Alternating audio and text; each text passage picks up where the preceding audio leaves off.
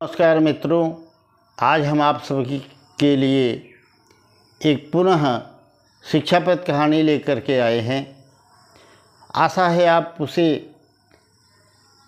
पूरी तरह से सुनेंगे और जो भी उससे शिक्षा होगी ग्रहण करने की कोशिश करेंगे, जिससे मेरा भी उत्साहवर्धन होगा। तो मित्रों, देर न करते हुए आइए हम कहानी में प्रवेश करते हैं। रामपुर नामक गांव में मोहन नाम का एक व्यक्ति रहा करता था, जिसकी पहली पत्नी की मृत्यु हो जाने से उसने दूसरी शादी कर ली थी। पर उसकी एक बेटी थी, नाम था मोहिनी। अब मोहिनी की पालने के उद्देश्य से उसने दूसरी शादी कर ली, जिसका नाम था सरला। नाम तो था सरला, पर काम उसका था पूरा कुटिला का। सरला अपनी सौतेली बेटी मोहिनी को बाप के सामने तो ऐसा व्यवहार करती थी कि मानो वह अपनी बेटी से भी अधिक मानती है।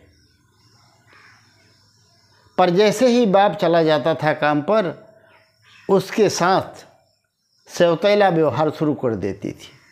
एक दिन की बात है कि उसकी बेटी, जो सौतेली बेटी थी मोहिनी, वह कपड़े धो रही थी। तभी उसकी अपनी खुद की बेटी आ गई और उधर जो कपड़े धो रही थी मोहिनी, उसने सोचा जल्दी जल्दी मैं कपड़े धो लूँ और खाली हो जाऊँगी तो कुछ पढ़ाई भी कर लूँगी।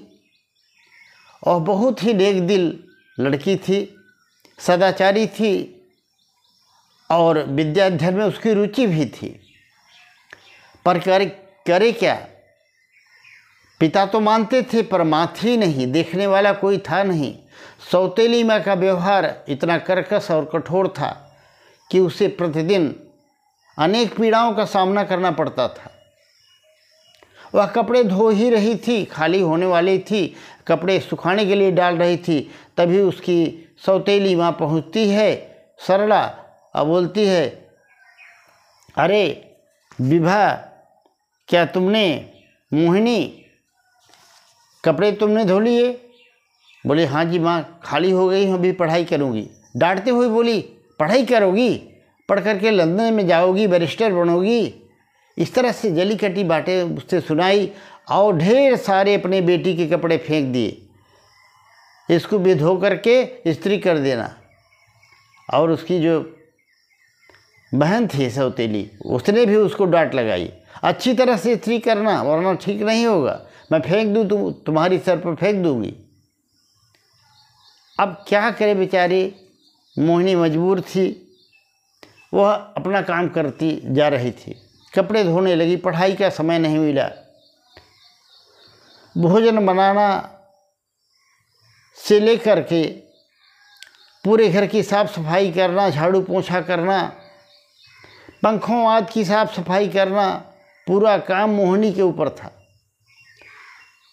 शाम को पिताजी घर पर आए और आवाज़ लगाई, अरे सरला, मुझे एक गिलास पानी तो दे दो पीने के लिए और एक कप चाय पिला दो।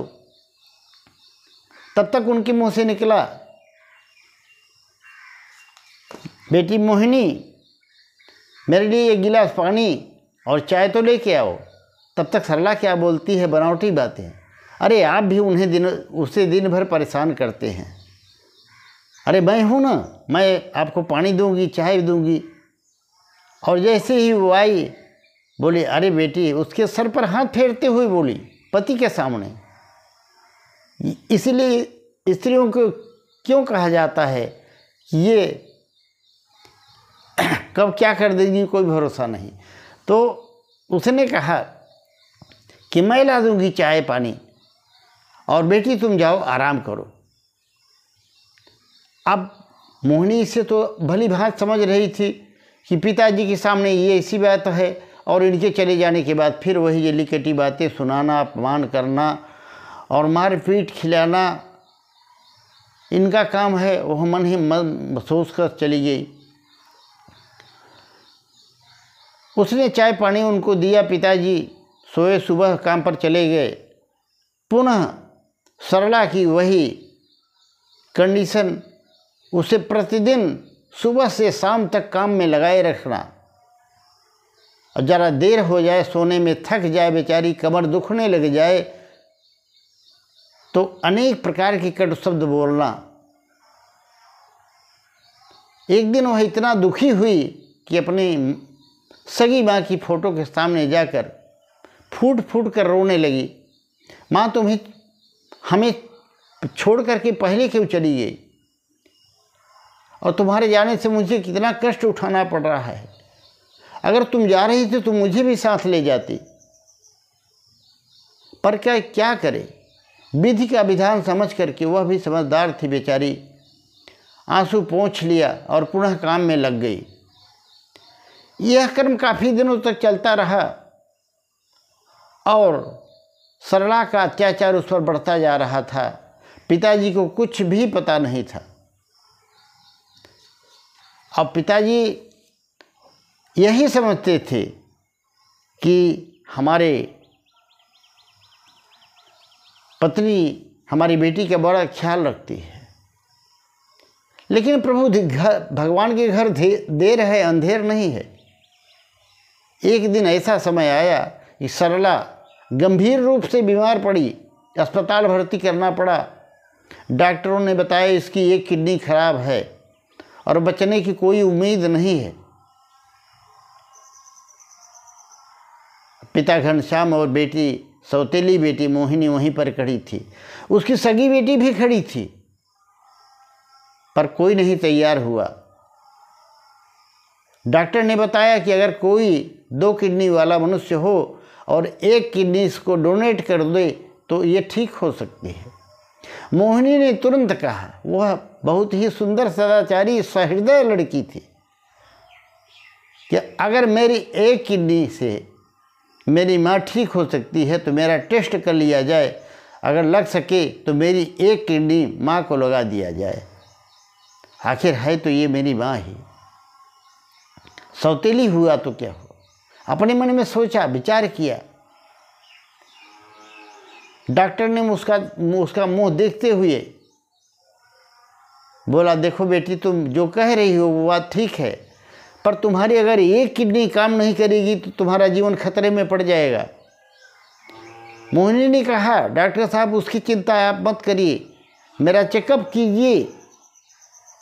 मेरी माँ की जिंदगी मुझसे ज़्यादा अनमोल है। मोहिनी का चेकअप किया गया और उसकी किडनी का मेल खा गया, जो कि सरला को लगा दिया गया। अब सरला खाट पर पड़ी थी। 2-4 दिन के बाद उसे होश आ गया था। बगल की खाट पर मोहिनी भी पड़ी थी, उसका भी ऑपरेशन हुआ था। तो वह सरला जो है विवाह के बारे में पूछने लगी कि मेरी बेटी विवाह कहाँ है। बोला, वो तो खेलने कहीं गई है, उसके पति ने बताया, और पूरा दास्तान बता दिया कि कैसे तुम्हारी सौतेली बेटी मोहिनी ने अपनी किडनी का दान दे करके तुम्हारा जीवन बचाया है। तब मित्रों, सरला का जीवन में बदलाव आया और उससे बड़ा पश्चाताप होने लगा। मैंने तो इसके साथ हमेशा कुटिलता किया, अत्याचार किया, इसको जलीकटी बातें सुनाई, सौतेला व्यवहार किया, पर इसने मेरे साथ क्या किया। ये तो मेरी जन्मदात्री हो गई। अगर ये किडनी न देती तो मेरी जिंदगी तो खत्म थी। तो वहीं पर खड़े